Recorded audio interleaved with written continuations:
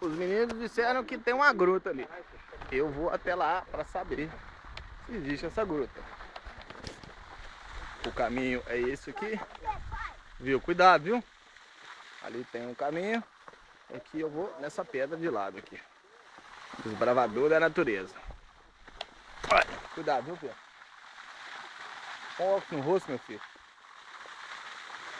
Põe o óculos no rosto, se você precisar pôr a mão no chão. Aí aqui. Cadê a gruta? Uai! Sacanagem isso, mas eu vou aqui embaixo. A gruta ficou pra trás, os meninos falaram. Olha que visual lindo, ó. Tem mais coisa aí pra dentro. Pai, eu disse cortar o caminho aqui, ó. Pois é. Aqui tem uma outra trilha ali que o pessoal continua para dentro do mar. Lá em cima tem mais visual. Pai, tira uma foto de mim lá de baixo. Ô filho, o papai tá filmando já. O papai tirou foto sua lá. É porque eu queria subir naquela pedra ali, ficar assim na cachoeira, ó. É, mas ali você escorrega, né? Vamos subir aqui de novo. Pai, Oi. ó, tem aqui de novo. Vamos tirar essa foto? Vamos só ver aqui o que tem aqui, Pedro.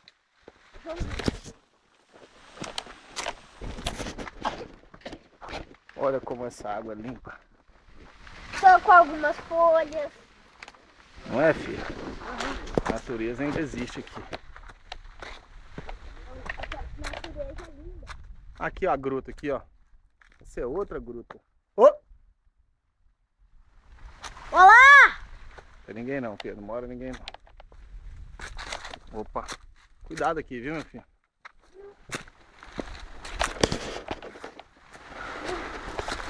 Vou até aqui na frente que o visual aqui promete. Oi. Oi! Só um minuto! Pai, vamos explorar aquela gruta ali? Não, lá dentro pode ter bicho lá, alguma coisa assim. Olha isso aqui, Pedro, que lindo. Ninguém jamais chegou aqui. Além da pessoa aqui inventando. Lógico. Olha só, Pedro. Que lindo. Olha que lindo. Temos lá o pessoal, pai. Não querer vir não. Pera que eu vou bater uma foto sua aí, tá, Pedro? Agora nós vamos voltar. Calma aí.